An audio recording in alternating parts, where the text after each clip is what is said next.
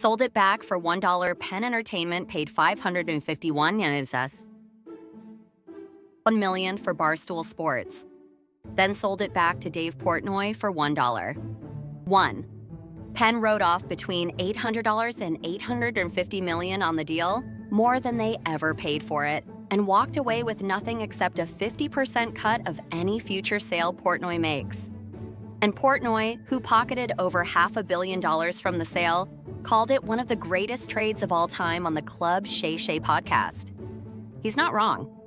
But the trade didn't start with Penn Entertainment. It started in 2003 with a free newspaper about gambling that nobody wanted. And by the end of this, you'll understand exactly how a guy who started a publication in his Boston apartment ended up holding the most lopsided media deal in internet history. Dave Portnoy started Barstool Sports in Milton, Massachusetts in 2003. It was a free print newspaper, a tabloid you'd pick up at a bar or a gas station. Coverage was mostly gambling lines, fantasy sports, and sports commentary. It had no website, no podcast, no social media, because none of that existed yet. Portnoy wrote most of it himself and distributed it around Boston by hand. For the first several years, it was barely a business. Revenue came from print ads. The audience was male, local, and into sports gambling. By 2007, Barstool had a website. By 2010, it had a real following in Boston. By 2013, it was starting to expand to New York. The content had evolved from gambling tips into something harder to categorize. Sports, comedy, pop culture, gossip, crude humor, and a specific brand of anti-establishment energy that resonated with a demographic that mainstream sports media had been ignoring entirely. Young men who found ESPN too corporate, who wanted their sports content with more personality and fewer corporate guardrails. Barstool gave them that, loudly and with essentially no filter. The model that actually built Barstool was something the traditional media industry did not understand and mostly refused to take seriously.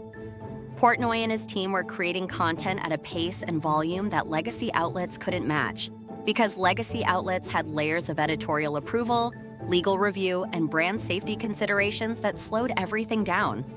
Barstool just posted, something happened in the news cycle, Barstool had a hot take about it within the hour. A viral moment happened, they were on it immediately. The speed and the volume and the willingness to say things nobody else would say built an audience that was intensely loyal in a way that most media companies spent years trying to manufacture. And then they figured out podcasting. Pardon My Take launched in 2016. Two hosts, Dan Katz and PFT commenter, doing a comedic sports take show that blew up almost immediately. Within a year, it was one of the most downloaded sports podcasts in the country. Then Call Her Daddy launched in 2018. Alex Cooper and Sophia Franklin, two young women doing a raw, explicit, funny podcast about sex and dating aimed at women in their 20s. It pulled an audience that Barstool had never had before. Female, college-aged, wildly engaged.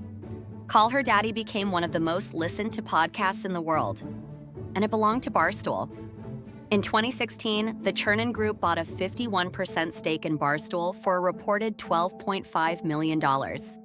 Not a huge number, but enough to signal that someone with real media experience saw something in the brand. And the Churn money let Barstool scale up properly. More staff, more shows, national expansion beyond Boston and New York. The audience kept growing, and the podcast business specifically was becoming genuinely valuable. Then in February 2020, Penn Entertainment came in. Penn is a casino and sports gambling company. They paid $163 million for a 36% stake in Barstool. The logic on Penn's side was straightforward. Sports betting had just been legalized at the federal level in 2018. States were rolling it out one by one. And the companies that were going to win the sports betting market were going to be the ones that could acquire customers cheapest. Customer acquisition cost in sports betting is brutal. DraftKings and FanDuel were spending $300 to $400 to acquire a single customer through traditional advertising. Barstool had millions of engaged young men who already trusted the brand and were already interested in gambling. Penn thought they could funnel that audience into a Barstool-branded sportsbook at a fraction of the cost. On paper, it was an elegant idea. In practice, it was a disaster. The problem was that Barstool's value was inseparable from its lack of corporate guardrails. The audience trusted it because it was messy and unfiltered and willing to say things that got people in trouble. That same quality made it essentially impossible to operate inside a publicly traded, federally regulated gambling company. Penn needed gambling licenses in every state where they wanted to operate. Those licenses required background checks and regulatory approval of key personnel. Portnoy, who had spent 20 years building a brand around saying offensive things on the internet, was a liability for every single license application. He said publicly that they got denied licenses because of him. Every controversial thing Portnoy had ever posted, every allegation that had ever been written about him, became a potential problem in a regulated environment that required the company's key figures to be seen as trustworthy by state gambling commissions. Penn CEO Jay Snowden eventually said on an earnings call that it had become clear they were an unnatural owner of Barstool Sports. That is a very polite way of saying they bought something they fundamentally did not understand. Then there's Call Her Daddy. Because the Call Her Daddy contract war of 2020 is the most important single event in Barstool's business history, and it just got a whole new layer dropped on it this week. Portnoy's memoir, Cancel Me If You Can, came out June 30th, 2026. And in it, he claims that Alex Cooper told him directly that she and Sophia Franklin had a plan to allege sexual harassment at Barstool if Portnoy didn't give them what they wanted in contract negotiations. According to Portnoy, the whole situation started in April 2019 when Cooper and Franklin appeared on Logan Paul's podcast. Logan Paul, per Portnoy, told them their deal was bad and planted what he called poisonous seeds about their pay and contract terms. From that point, the relationship deteriorated fast. The hosts stopped coming into the office. They hired a lawyer. They came to Portnoy with demands he described as preposterous, $1 million a year each, ownership of the Call Her Daddy intellectual property, the right to sell their own ads, 90% of merchandise revenue, and to no longer be classified as Barstool employees. Portnoy says he countered with what he called the most generous offer in Barstool history. Cooper reportedly told him privately she was on board, but Franklin wasn't. And then, according to Portnoy, Cooper told him the fallback plan. If he didn't give them the IP and let them walk, they were going to claim they were sexually harassed at Barstool. Portnoy wrote in the book, "I realize that this is a heavy accusation I just made, but had they decided to go that route, even though it was patently untrue, it would have been a tough fight for us to win in the court of public opinion." Cooper and Franklin have not responded to the allegations. Franklin is reportedly releasing her own memoir later this year called Daddy Issues, which she's described as her side of the story. So, this one is not resolved. The Call Her Daddy war ended with Franklin leaving the show entirely in 2020. Cooper stayed, negotiated to keep her IP, and in 2021 took Call Her Daddy to Spotify for a deal that reportedly paid her $20 million a year. $20 million a year. For a show that Barstool had built and distributed from day one. They grew it, they funded it, they promoted it across their entire platform. And when it was at the peak of its value, the host took it somewhere else. That's not a unique story in media.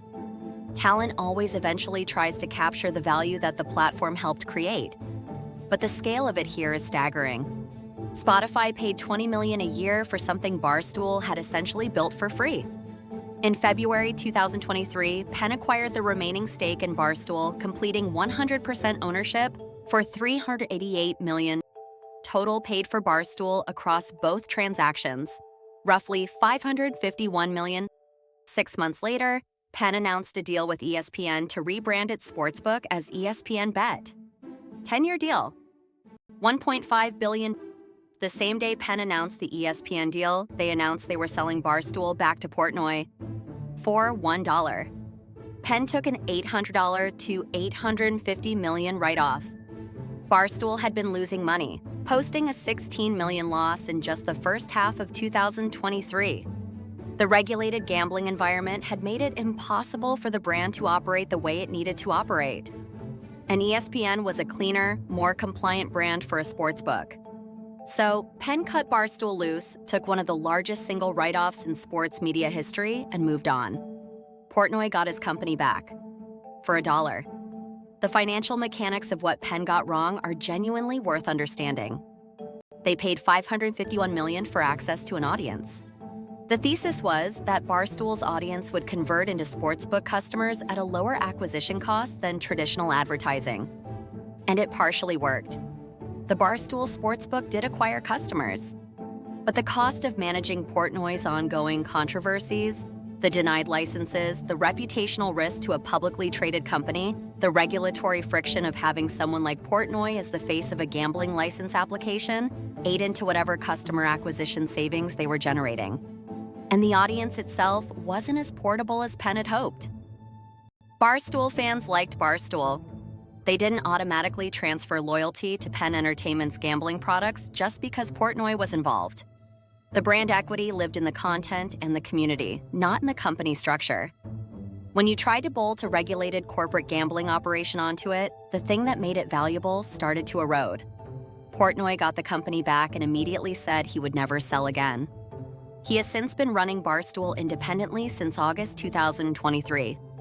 The memoir this week, Cancel Me If You Can, is partly a victory lap and partly a chance to settle every score he accumulated over 23 years of being one of the most controversial figures in American sports media. He goes after Call Her Daddy. He goes after ESPN. He goes after journalists who covered him critically. He describes the Churn Group, his original investors, in unflattering terms. He describes talent agents with what sounds like genuine contempt. It reads, by most accounts, like a man who has been grinding his teeth about something for a long time and finally had a book contract to do something about it. Whether any of the specific claims hold up as more people respond to them will play out over the next few months. Franklin's memoir is coming. Cooper's Unwell Network, which she built after leaving Barstool, is currently dealing with its own toxic workplace allegations from more than 40 former employees. The Barstool orbit is as messy as it has ever been. Penn Entertainment paid $551 million for something that got sold back to its founder for $1. That's the number that makes everyone stop and stare. But the more interesting number is $20 million. $20 million. That's what Spotify paid Alex Cooper per year for a podcast that Barstool built. The asset that should have been Barstool's single most valuable IP walked out the door and landed somewhere else. Because the talent controlled the audience more than the platform did. That's the Barstool story. Rise and ruin, every time.